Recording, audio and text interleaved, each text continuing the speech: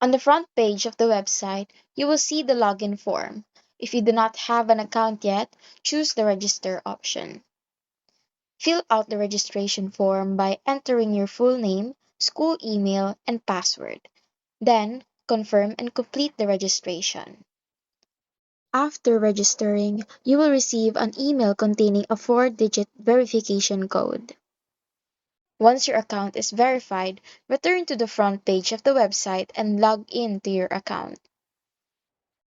After logging in, you will be directed to the main page where you will see the descriptions and instructions. At the lower part of the main page, you will find 5 different calamity options where you can choose which one to donate to. After selecting a calamity, fill out all the necessary information and proceed to the payment method.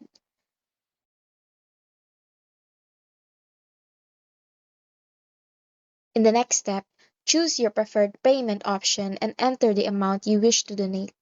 Then, click the Proceed button.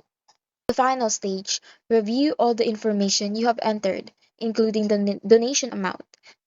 Click Done to complete the process. You will then see the receipt of your donation.